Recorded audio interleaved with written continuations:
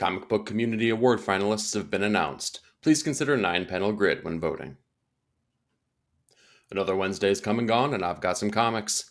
Let's talk about them.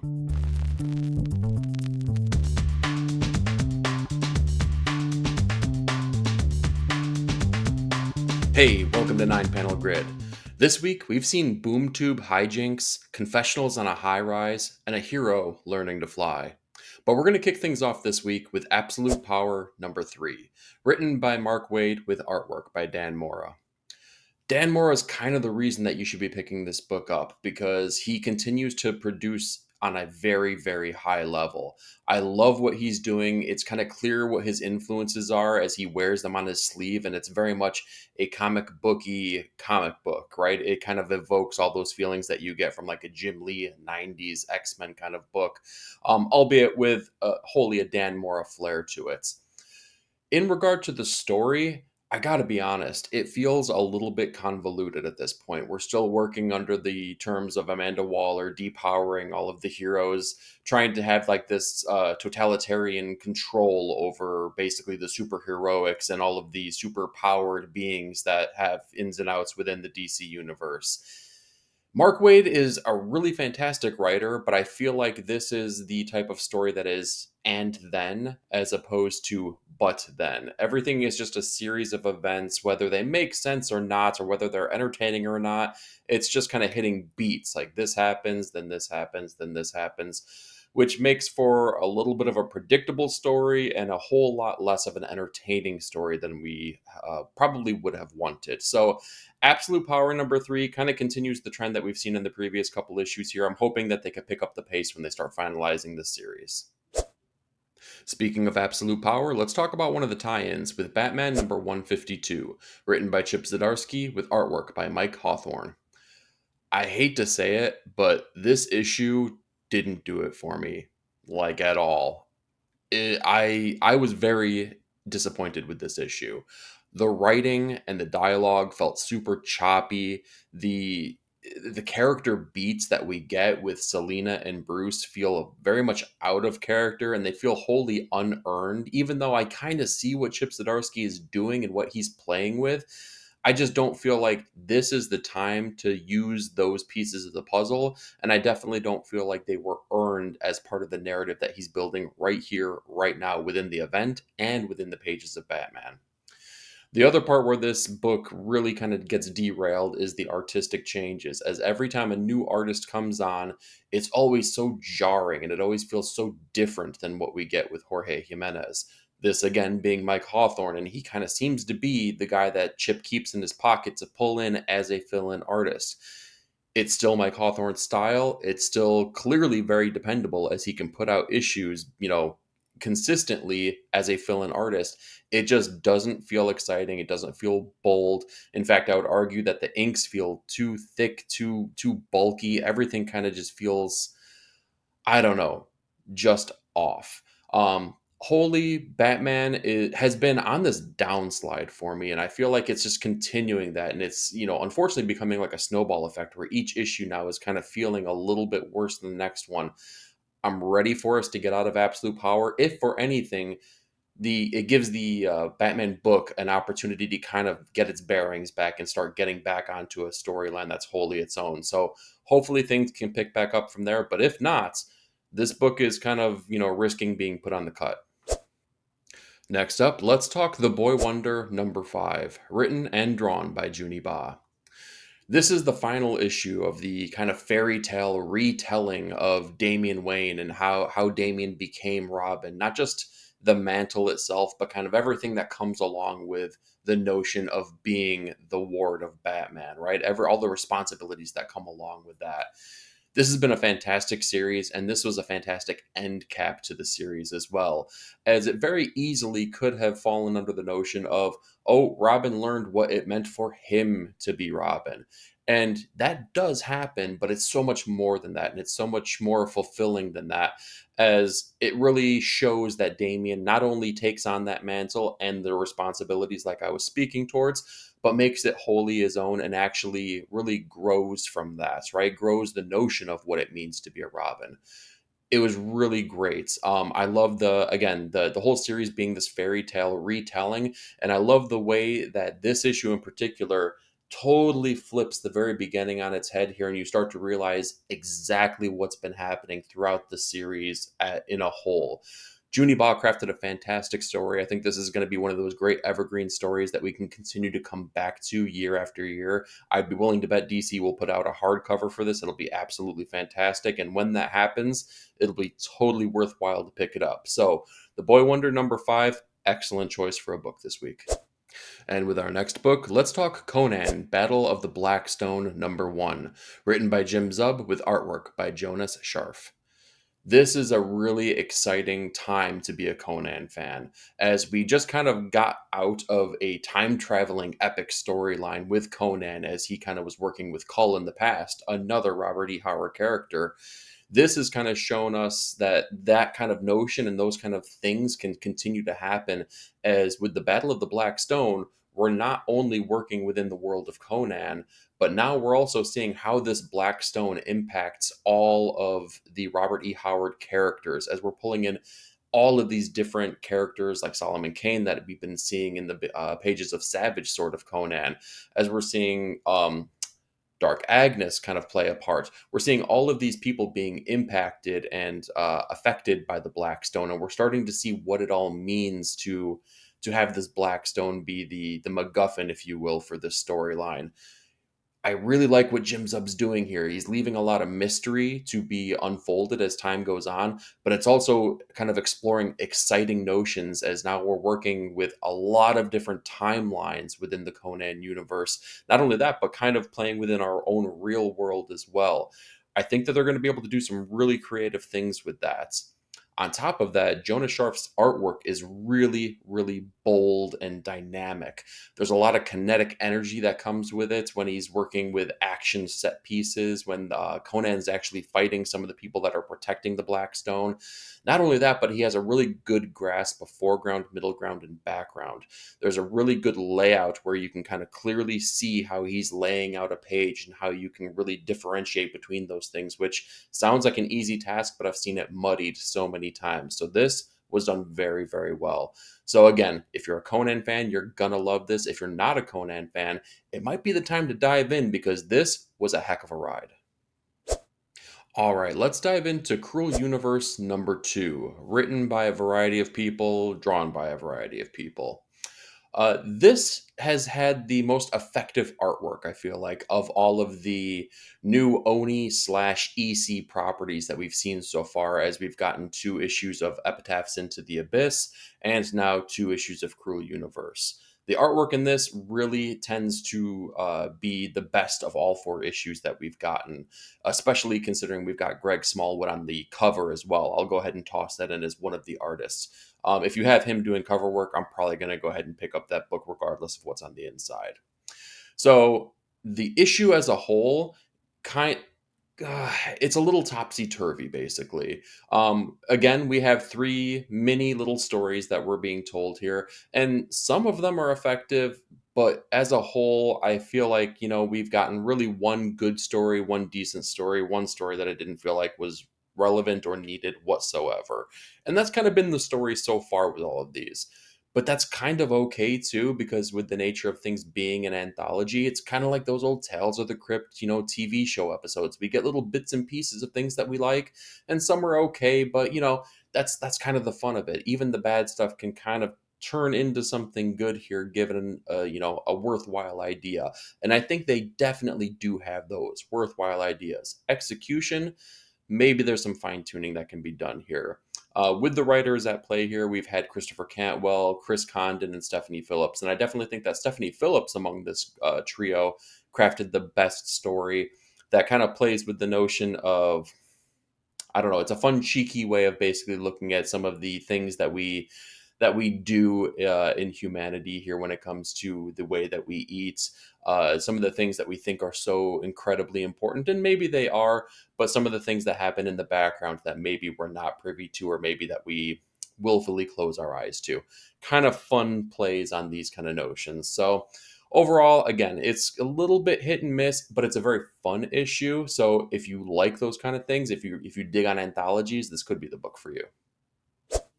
And with our next issue, let's talk Daredevil number 13, written by Saladin Ahmed with artwork by Chris Campana. This is another issue of Daredevil where we've seen another jarring art change. And it's not the artist's fault necessarily, as I feel like they deliver a worthwhile story and I feel like their pacing is very well, but their art style does not fit what is happening in Daredevil. And on top of that, what they're tasked with is honestly one of the better written issues among the Saladin Ahmed issues that he's written, but it just doesn't tonally fit whatsoever as the artistic style leans more cartoony, where we're kind of dealing with a dark and gritty issue. We're working with Matt and Fisk still being together as Fisk was possessed. That's kind of all fallen to the wayside now. Fisk is no longer possessed. However, he is very much humbled. And I gotta say, I feel like it's a risky proposition to do what Saladin Ahmed is doing with Fisk right now and not tick off some of the longtime fan base, myself included. Granted, I'm not ticked off, but man, I can see that it feels like he's walking a razor's edge at not engulfing the rage of a fan base. Overall, this has been such a hit and miss kind of series, though, and there's been unfortunately more misses than hits at this point. I'm ready for Daredevil to either take a new turn or take a new direction, or God forbid, get a new creative team. We'll leave that decision up to Marvel, but what I can say is at the very least, this issue leaves us on a cliffhanger that could provoke us to get to the change that maybe I'm looking for as a series. So overall, Daredevil, if you're not a huge fan, this is a totally skippable issue. Next up, let's talk Dawnrunner number 5, written by Ram V with artwork by Evan Cagle. So this entire series and this issue has kind of culminated into what I can only describe as kind of like hitting the beats of an anime from the 90s and even the 80s, right? Under the best circumstances. We're talking Appleseed, we're talking Ghost in the Shell. And I mean that in the best way possible, but I also sometimes mean that in the worst way possible, because this storyline and this issue in particular lean heavily on visuals and action. And when it's doing that and doing it right, it looks and feels awesome. But what it's also doing is it's doing that at the stake of the storyline itself. It's putting those art pieces and visuals above telling the story or even crafting the relevance of some of this story, as we've seen our main character now kind of merge with the what they call Iron Kings, which is really the giant mechs, and it becomes something new to itself, and they're continuing to fight these Godzilla kaiju monsters. And that's all well and good, but what I've just described is really the plot of the story. There is they have inklings of other things that are going on and other things that could be happening, and they all do play in, but they feel like more of an afterthought as something that is enriching to the story, right? Or something that's exciting, a plot B basically that kind of keeps its hooks in you. So if you're looking for a really, really well done art piece, if you're looking for a book that has fantastic visuals, this is going to be a book for you to like really just like, take your time with the pages. If you're looking for a story that's really going to like, that's going to let you dive in and really have a lot of nuance and feeling behind it, this doesn't deliver in that same way, which is so bizarre because I feel like that's what Ram V does so well. But on that same vein, I guess it's kind of cool seeing him stretch muscles that we don't get to see him stretch. I don't know. This is going to be one of those books that I'm going to have to come back around to and reread as a whole storyline and really kind of see how this holds up after maybe 6 months to a year. Right here and right now, I can say that the artwork in itself makes this a worthwhile book. The storyline, while being secondary, is still wholly entertaining as well. And with our next issue, let's talk Exceptional X-Men number 1, written by Eve Ewing with artwork by Carmen Carreno. So this is one of the newest issues of the relaunch of X-Men, and I'm starting to pick up what they're trying to do here, as each new relaunch of a X book basically has, I feel like, spoken to a different subset of individuals. They're not crafting an X-Men book for everyone, as opposed to they're crafting a lot of little X books for different demographics, maybe. What I can say is that this issue didn't really do it for me, and it didn't speak to what I'm looking for out of both a comic book and an X book. I don't think that it was poorly done. I think that Viewing is crafting a story that's definitely going to be able to speak to certain individuals, and I think that they're really telling an effective story about someone trying to find their place in the world, and maybe someone that's really struggling to do so and can find themselves basically wrapped up in bouts of depression. Those are cool notions to play with, and they're being explored here through characters that we have an understanding for, right? We have the backstory on these people, so there's a level of comfort as we explore these uncomfortable things. Carmen's artwork on this is very, very good as well. I feel like the pacing and the composition are done extraordinarily well. It feels and looks like a very effective and well done comic book. It's just that it doesn't feel X-Men right off the bat. And I think we're going to play with some of the notions coming down the pipeline as the series continues to progress. As an issue one, you can definitely tell that the concrete was still wet on the foundation. The foundation is there and it's laid, but there's a little bit of drying that still needs to happen as they're smoothing things out here. So, Exceptional X-Men, I think that it's going to find its footing and it's going to find its way. I just don't know if it's going to be me that's reading the book here as it continues to grow and develop. Next up, let's talk Immortal Thor number 15, written by Al Ewing with artwork by Jan Bazaldua. So I'm kind of excited here because this is the second issue of Immortal Thor where they've picked up the pace and they've started to push the storyline that we were promised in the very onset of this series. And they're pushing it forward and we're starting to get new beats. Thor continues to be a little bit bullheaded, though, as he is teamed up with Loki, and Thor is starting to see Loki's machinations and starting to see that Loki isn't necessarily on Thor's side. However, we should know this. It's Loki. That's what they do. But with Thor's bullheadedness, he kind of pushes Loki out of the fray and pushes him out of the storyline as it's going right now, which we know is ultimately going to spell doom for Thor because he made Thor kind of promise, like, hey, you're going to be with me through thick and thin. You're going to follow me through this journey because ultimately you have to trust me. Well, Thor clearly doesn't trust Loki, and that's okay. We come to expect those kind of things as they've been butting heads now for decades. But ultimately, it's fun to see this story progress and grow at this point. Thor has powered up, he's become more powerful. He has a firm understanding now of what's happening with the hierarchy of the gods and maybe what he needs to do to stop the machinations of the gods of the gods. And I'm excited to see where they're going to be taking this. The other thing is that just like with other previous issues here, Al Ewing is crafting a story that feels new, but also feels classic in the same way. I do still love the fact that they're bringing the thought balloons kind of out of the past and into the future, and everything isn't just confined to the narration boxes that we've seen. So, again, you could tell there's a love to the classic comic books. There's a love to the notion of these characters here that Al Ewing is crafting, and the artwork continues to be at a very high level. So, Immortal Thor number 15, definitely keeping the pace up here. They just got to keep that going because it's finally getting me excited again. And with the onset of a new series, let's talk Minor Arcana number 1, written and drawn by Jeff Lemire. No one quite writes a broken character like Jeff Lemire can write a broken character.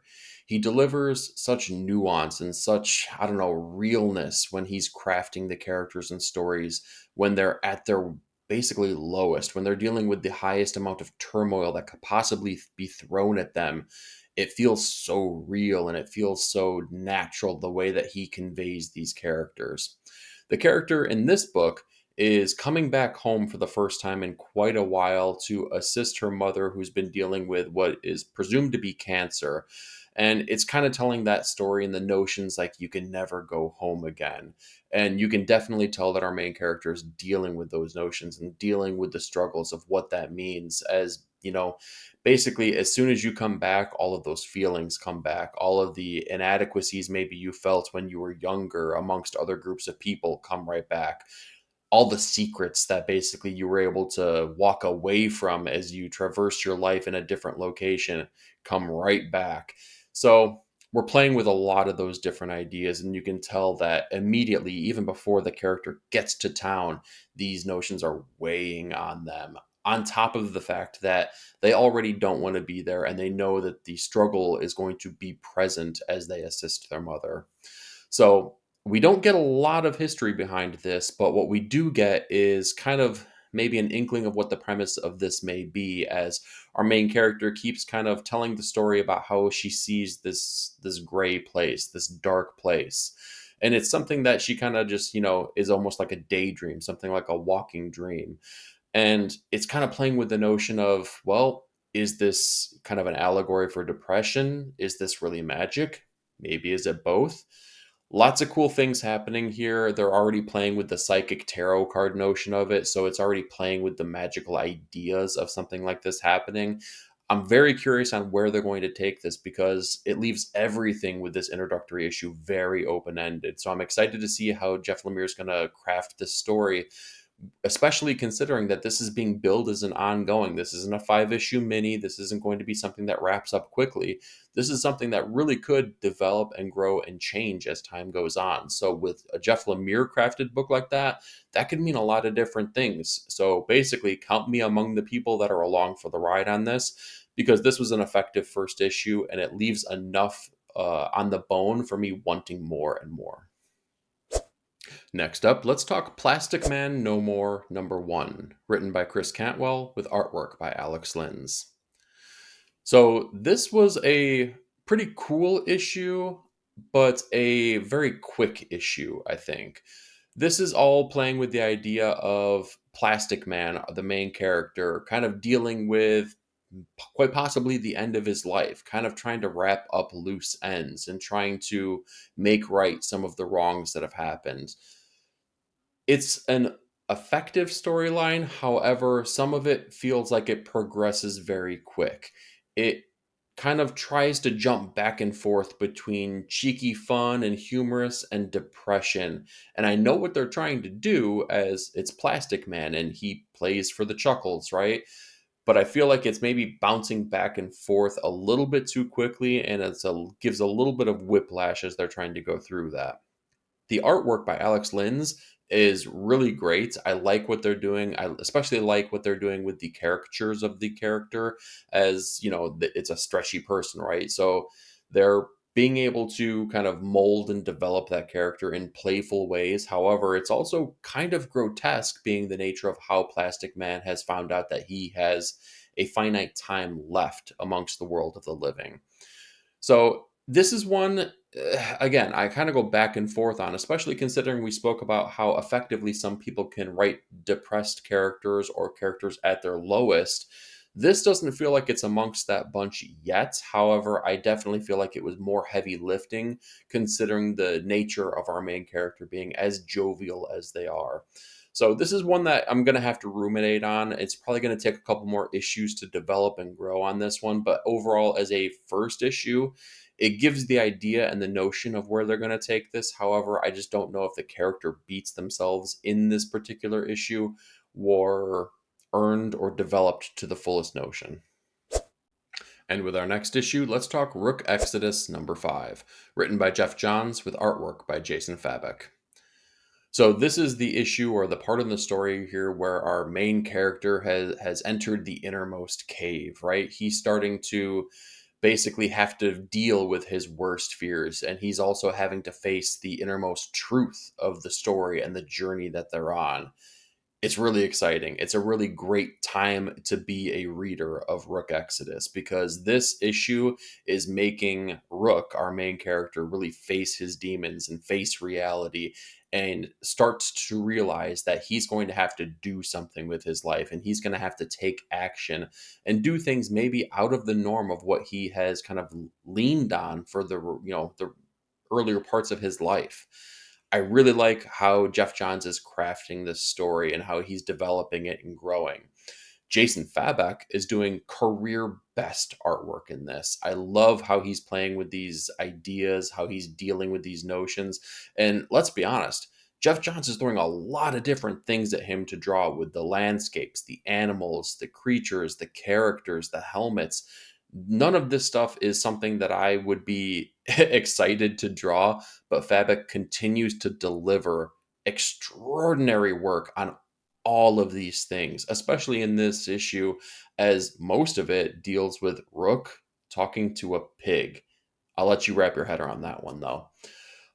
This has just been an effective series. I love how they continue to grow and change. The only downside to this issue is the fact that the page count felt a little bit light. I counted through as only 20, and then there was basically a boxing, style poster in the back, kind of billing what's going to happen within our next issue. That felt a little bit cheap to me. I see what you're doing here, Johns and Fabek.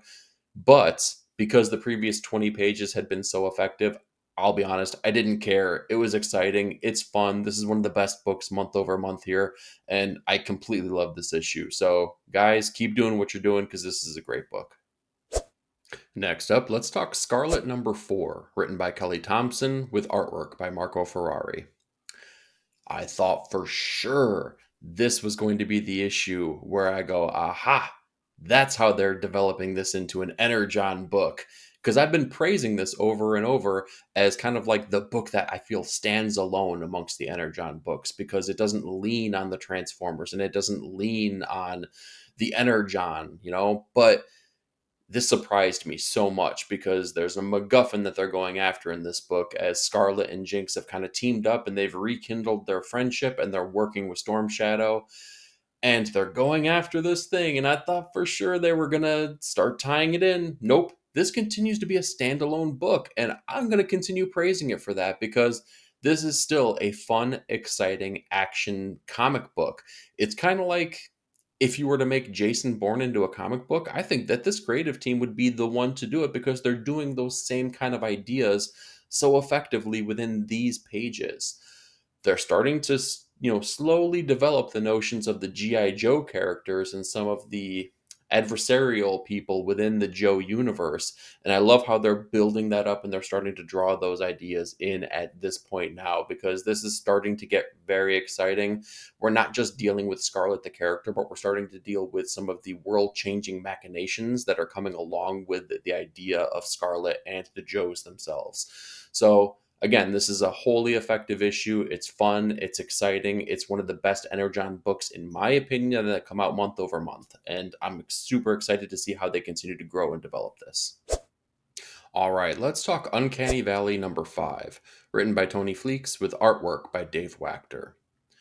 So this is a very brisk read, as each issue tends to be. I feel like they kind of let this book breathe and they let it really kind of be what it is on the page without giving too many words and becoming overly verbose. But what you kind of get with that is that this book feels like it's always in fifth gear and it's always kind of like racing towards the last page and racing towards some kind of character development without fully letting the character within the pages maybe earn some of these things.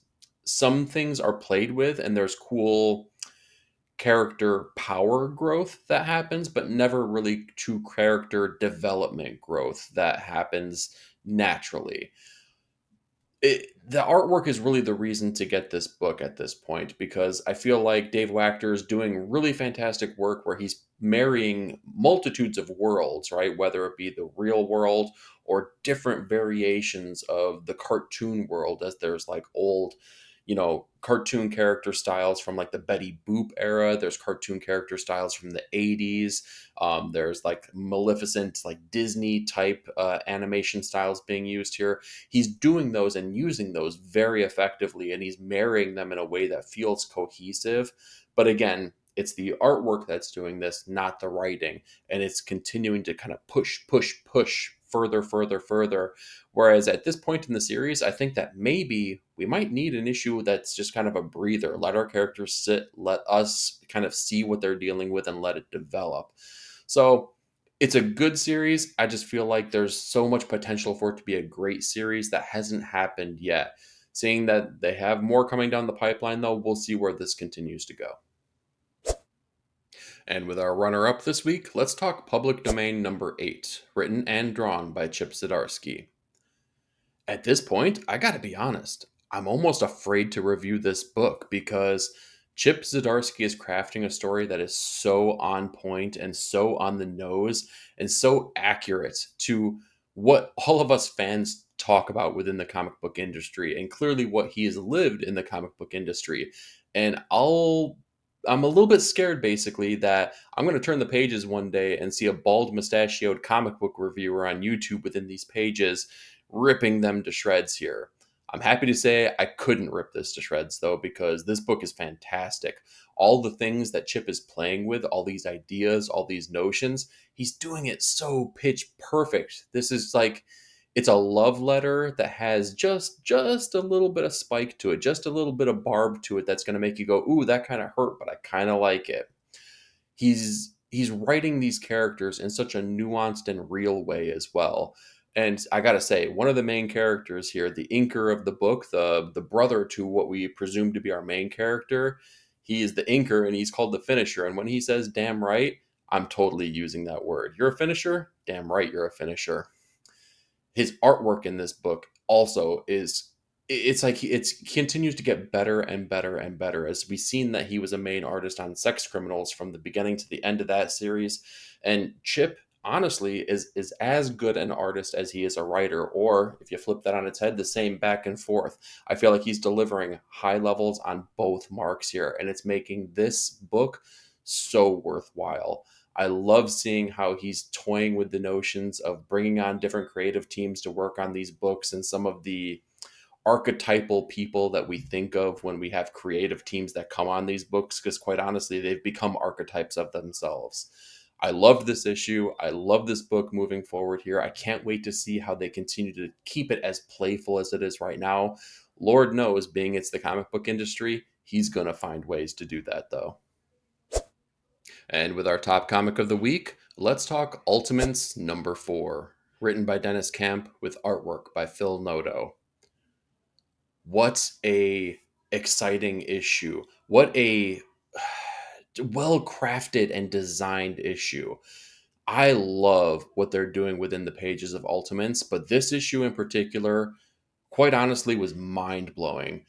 Call it what you may, clever, punny. It was, I love the notion that they're playing with, as this issue kind of lives within Reed Richards' mind. Reed Richards from the Ultimate Universe being Doom right now. And it's all about playing with the notion of who Reed is, who the Fantastic Four are, who he can be, and looking into the past and all of the events that have led to who he is right here and right now.